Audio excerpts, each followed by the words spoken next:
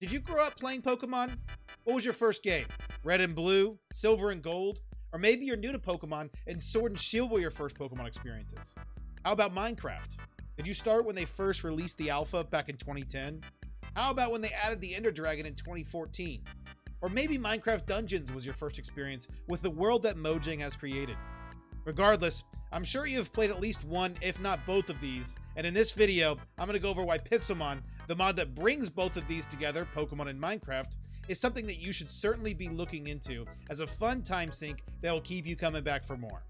My name is Phantom, and we're going to go over whether or not Pixelmon is worth spending your time in. Before we do, I did want to give a quick shout out to our Pixelmon server, Pixelfam. We have an active and fun community, weekly events, live streams, PvP tournaments, and constant updates, and you can join by following the IP address in the description. I may seem a bit biased in my review of Pixelmon, seeing as I own a server and I've built a YouTube channel somewhat focused on Pixelmon, but I do want to take this time to take a critical look at what Pixelmon has to offer. Let's jump in. Pixelmon combines both Minecraft and Pokemon, and it brings two amazing experiences into one cohesive package. Pixelmon has gone through many iterations and has actually been developed by different modders through the years. Pixelmon Reforge is the mod pack most choose to play and is the one this review will be focused on. In Pixelmon Reforged, you start your adventure just like Pokemon by choosing your starter. But there's already a stark difference in that when you choose your Pokemon, you actually get to choose one from every generation. That's right, you thought the choice was hard with only 3 Pokemon? Now you have 24 to choose from. Once you've decided, the world is thrown at you and you have to make your way collecting, harvesting, building, and trading your way through the world of Minecraft. There are plenty of new things that this mod pack has to offer, and you have to learn the basics of what is necessary for Pixelmon, like Pokeballs and berries, alongside of course the mainstay Minecraft items like diamonds and tools. Right from the get-go, Pixelmon offers you a vast open canvas to sink your precious Pokemon or Minecraft hours into. You can fish for rare Pokemon, adventure to far lands to look for legendaries, explore the ocean floor to find extinct Pokemon to revive, make your way to the Nether and the End, and even explore the world of Ultra Beasts in the Ultra Space. Pixelmon has some high highs and also has some low lows. Let's get into what I think Pixelmon does right first. It's pretty obvious right from the get-go, Pokemon is mixed with Minecraft, and that is already reason enough to play this game. I mean, oh my goodness, it is such a great experience to be able to experience all of what Pokemon has to offer and all of what Minecraft has to offer, and it makes for a game that just perfectly combines. These two were made for each other. I wish almost Mojang would partner with Pokemon. I mean, could you imagine what could really happen? It's like your open world Pokemon game that you've always wanted inside of Minecraft. It's an incredible experience, and they do a great job mixing those two. The game does have a ton of things to do for about the first 50 to 75 hours of the game. And now I know that sounds like a lot, but it does kind of drop off, and we'll get to that in a little bit. But the first 50 to 75 hours just feels like such an amazing experience, and I can only wish to go back to before when I played Pixelmon and I could re-experience those first bits and think of all the things that I didn't know at the time and all the things I got to learn and all the things that you can really do in those first few hours. And it's a lot of fun to be able to explore and find what's new in the nooks and crannies of Pixelmon.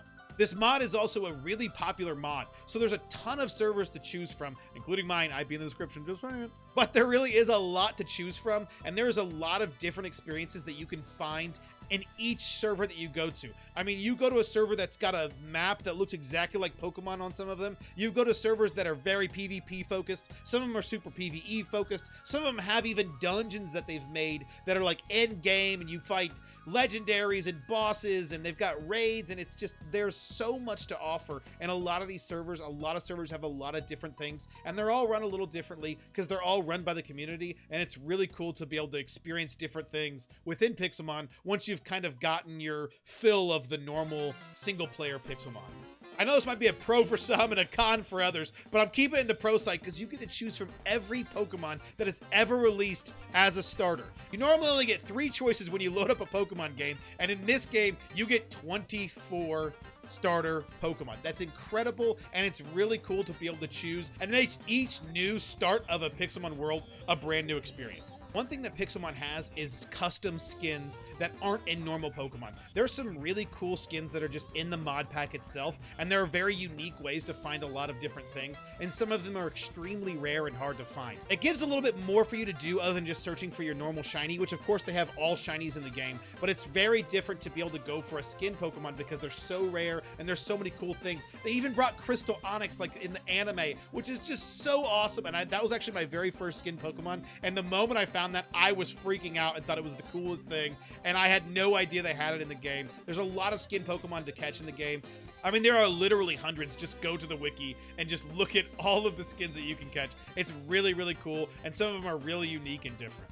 One thing that Pixelmon does really well, and I've got to compliment the developers on this, is the fact that how often they update. Now, it's not like every week, every 2 weeks, but they do really care about the mods, and they recognize that there's so many servers that depend on them making great content alongside them, so they pull things that are really popular on servers, and they work with server owners a lot to really bring the best updates possible, and they bring in all the new Pokemon, all Dynamax forms, all new skin Pokemon. I mean, they update it pretty often. We're now on 8.3.1, and we just updated to 8.3 probably about a month ago, and they already came out with 8.3.1, which fixed a lot of bugs and fixed a lot of stuff, but also came with some new skins and some new things that you can do in the game. I just think it's pretty cool how often Pixelmon really gets updated and shows you the dedication that the mod team has for this mod and how much it truly is a love project for a lot of these developers.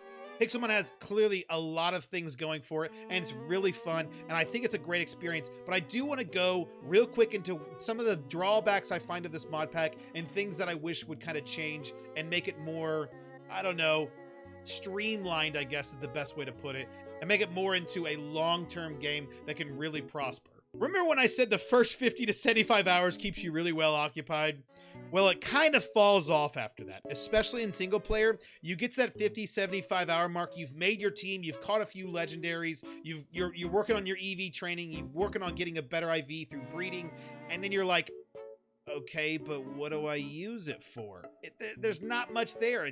Yeah, you can go battle the gyms, and there's so many gyms. You can literally get every gym badge from the beginning of Pokemon, and there's plenty to keep you occupied in that regard, but it just feels very samey, and once you get through with one of them, it's pretty easy. So most people, when they've put in enough time, they go to multiplayer, they go to these servers, because some of these servers have a little bit more to offer in regards to PvE in-game content and PvP. There is some stuff for content in regards to PvP, and even most servers struggle with in-game PvE content because there's only so much you can do. But PvP seems to be the focus on most servers, which as a non-Pokemon PvP fan, I could honestly care less about. So I wish they would add a few things. They have added things like raids and different things that come to the game that bring some longevity. Fishing brings some of the old in-game content like bottle caps and stuff like that. And a lot of servers have things like battle towers and gym leaders, player gym leaders that keeps people coming back, but there just needs to be just a little bit extra. And I think also one of the things that I really enjoy about Pokemon is shiny hunting, and the way shiny hunting works in Pixelmon just isn't very enticing. You can make your odds a little better by having a lure, but other than that, it's just kind of waiting and seeing, and there's not much interaction you're doing with the game. You're just hoping to see a shiny pop up, so it's not the greatest in regards to that. So my favorite activity in Pokemon is shiny hunting, and it's not the best in regards to that. One of the things I'm not the biggest fan of as well is the way they spawn in legendaries. I'm not going to go into the nitty-gritty of exactly how it spawns, but basically, if you're in a biome, Pixelmon checks whether or not it should spawn a certain legendary depending on what biome you're in, and then it just spawns it whether or not it should or not. It checks every 12 to 29 minutes, and it's like a 30% chance. So if you roll those both yes, basically, is what the server checks for, or what Minecraft checks for, then it'll just spawn the Pokemon on you. You just battle it, and you go to catch it. It's not the most fun experience, and it doesn't feel like you really worked for it. And often on servers, you're just sitting there waiting and hoping it doesn't spawn on somebody else, and you're hoping it spawns on you for one. So it encourages people to want to be online when other people aren't. So it's like you're really excited when you log into a server and there's only like 2 people online. You're like, oh yeah, good, I have a better chance of getting a legendary. It's just not the most fun in multiplayer, and in single player, it doesn't feel like you're working for it. You just kind of wait until it spawns on you, and it's just not like you're working for it. There's no quest, there's no different things. There are some legendaries that actually make you work for it, like for the birds. the legendary birds like Articuno, Zapdos, Moltres, you have to actually find an orb, which is kind of hard to get in itself. And then you have to charge the orb by fighting wild Pokemon. Then you have to find a shrine to put that orb in to then spawn the legendary. It makes you actually work for the legendary Pokemon, and it is a more fun way to get it. And I think the way they do those legends are a lot more fun than just them randomly spawning around the map. Speaking of things randomly spawning on the map, the bugs and glitches in this game can be a little much. It's to be expected. This is an older version of Minecraft, which we'll get into in a second. And that comes with its own problems, but also it's a mod pack that mods a lot of different things and changes a lot of features. So you're bound to run into some glitches and bugs, and there's just some nasty ones that haven't been fixed. Stuff like the evolve glitch, although that one seems to be somewhat pretty well cleaned up. There's things like the waiting glitch. You'll be in the middle of a battle, and it could even be a PvP battle. It could even be a PvP battle for the first place of a tournament, and some of these tournament server owners are running them for hundreds of dollars, and you get this waiting glitch halfway through the battle, and suddenly you have to start the battle over again because they glitched and made you stay in a battle for forever. It's just frustrating at times and can be a little glitchy, but it makes sense. They're developers that are doing this for the most part for free, so I can't blame them too much, but it can get annoying at times. Lastly, they're also running on a version of Minecraft that's older. It's 1.12.2, I think is what it is. And that is a Minecraft update that has been out for a while. They've been in talks about maybe updating it to a higher Minecraft version, which will break everybody's server, and it'll break a lot of stuff, and it'll be a lot of work. But I think in the long term, it'll be healthier for the game. So I hope this, by the time you watch this, this may actually be updated to a newer version of Minecraft. I hope if you're watching this a year from now, maybe they've updated it, but it is on an older version of Minecraft right now, and it can be a little frustrating, but hopefully they'll get to that and get around to fixing that so they can fix some of the bugs and make it a little bit more feature heavy on the Minecraft side of things. Now, regardless of these bad things, it is certainly not a reason not to play this mod. This mod is incredible and is easily my favorite Minecraft mod of all time, and it makes sense. I'm a huge Poke nerd, and I'm obviously a big Minecraft nerd. Having those together is the perfect combination, and if you like either one of these, if you like Minecraft, if you like Pokemon, give this a try. It's an incredible experience. It's a lot of fun, and I'm telling you guys, you won't regret spending time with this game. It is a really cool experience that you can pick up and play here and there. Also an experience in which you can sit down and grind away and have a lot of fun. And you can also do it along friends on community servers like ours. Seriously, you guys need to check out Pixelmon. It's a lot of fun. I'm going to give this overall a 9 out of 10. It is an incredible experience. It's something that you absolutely need to be playing if you aren't already, and give it a time and give it an effort, because I promise you, you won't regret it. Thank you guys so much for watching. If you guys enjoyed this video, make sure you hit the like button, subscribe for more content, and make sure you hit that bell so you know exactly when we go live. We go live every Thursday and Sunday, and I'd love to see you there. And I'd love to also have you join us on Pixel Fam. It's a lot of fun, and you'll enjoy the experience. That'll be it for me. Thank you guys so much, and I'll see you in the next one.